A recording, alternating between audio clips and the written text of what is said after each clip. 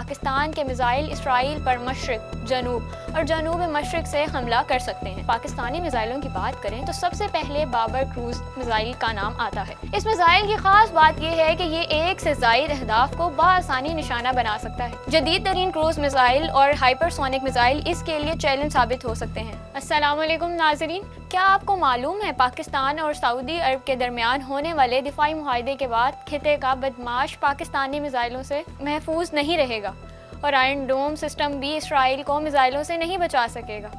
پاکستانی میزائلوں کی رینج اور ان کی سپیڈ اسرائیل کے لیے ایک بڑا دردسر بننے والی ہے۔ آپ کو یہ سب معلومات آج کے اس ولاگ میں ملیں گی۔ آپ دیکھ رہے ہیں کیپٹل ٹی وی اور میں ہوں روشین شکیب۔ سعودی عرب کا مغربی علاقہ، خاص طور پر شہر تبوک، اسرائیل سے محض 500 کلومیٹر کے فاصلے پر واقع ہے۔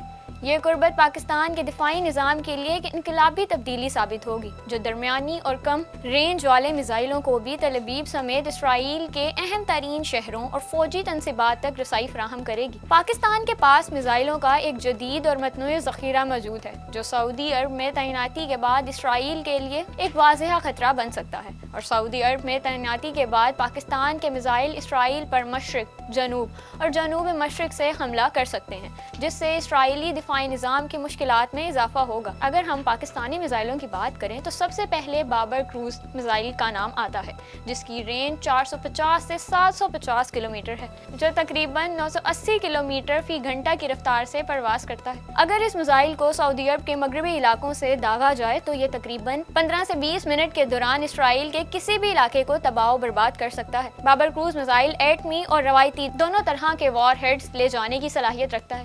اس میزائل کی خصوصیت یہ ہے کہ اس میں کم اونچائی پر پرواز کرنے کی صلاحیت موجود ہے، جو دشمن کے ریڈار نظام سے بچنے میں مددگار ہے۔ دوسرا تباہ کن میزائل 750 کلومیٹر کی رینج والا شاہین 1 ہے، جس کی رفتار تقریباً 1100 کلومیٹر فی گھنٹہ ہے۔ یہ میزائل درست نشانہ لگانے اور اسرائیل کے بیشتر حصوں کو تباہ کرنے کی صلاحیت رکھتا ہے۔ یہ میزائل سعودی عرب کے مغربی علاقوں سے داغے جانے کے بعد تقریباً 12 سے 15 منٹ میں کسی بھی اسرائیلی ہدف کو نشانہ بنا سکتا ہے۔ اس کے علاوہ 1300 رینج والے گوری میزائل کی رفتار ماک 5 یعنی 6100 کلومیٹر فی گھنٹہ کی ہے، اور یہ تباہ کن میزائل صرف 5 سے 7 منٹ کے دوران اسرائیلی شہروں کا ملبہ ڈیر بنا سکتا ہے۔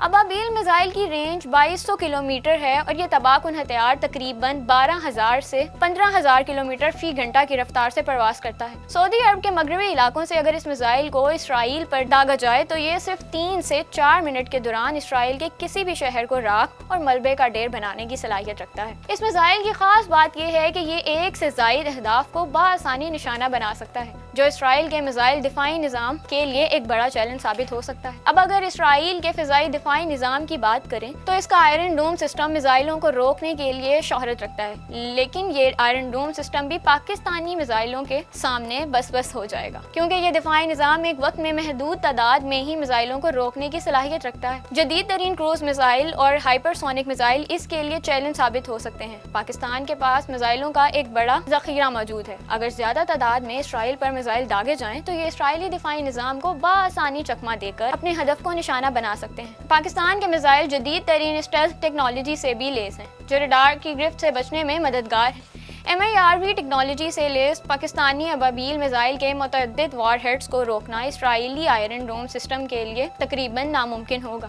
آئرن ڈوم سسٹم کا میزائل کا پتہ لگانے سے لے کر تباہ کرنے تک کا وقت تقریباً 15 سے 30 سیکنڈز ہے، تاہم پاکستان کے تیز رفتار میزائل گوری اور ابابیل کے لیے یہ وقت ناکافی ہو سکتا ہے۔ صرف میزائل ہی نہیں، پاکستانی فضائیہ بھی اسرائیل سے دو ہاتھ کرنے کو تیار ہے، اور جنگ مئی میں اپنی صلاحیتوں کا لوہا منوانے والے پاکستانی شاہینوں نے اب اسرائیل پر نظریں جما لی ہیں۔ اگر پاک فضائیہ کی بات کریں تو سعودی عرب میں فوجی اڈہ قائم ہونے کے بعد پاک فضائیہ کی موجودگی اسرائیلی فضائیہ کے لیے اضافی خطرہ ہوگی۔ پاک فضائیہ کے پاس F-16، JF-17 تھنڈر اور J-10C جیسے جدید لڑاکا طیارے موجود ہیں، جبکہ پاکستانی پائلٹوں کی تربیت اور تجربہ اسرائیلی فضائیہ کے لیے ایک قابل غیرت چیلنج ہوگا۔ 1967 اور 1973 کی عرب اسرائیل جنگوں میں بھی پاکستانی پائلٹوں نے شام اور مصر کی طرف سے لڑائی لڑی اور متعدد اسرائیلی جنگی طیارے مار گرائے تھے۔ سعودی عرب میں پاکستانی فوجی اڈے کا قیام خطے کی جغرافیائی سیاست میں ایک اہم موڑ ثابت ہوگا۔ یہ اقدام نہ صرف اسرائیل کے خلاف پاکستان کی دفاعی صلاحیتوں میں اضافہ کرے گا بلکہ خطے میں طاقت کے توازن کو بھی تبدیل کر دے گا۔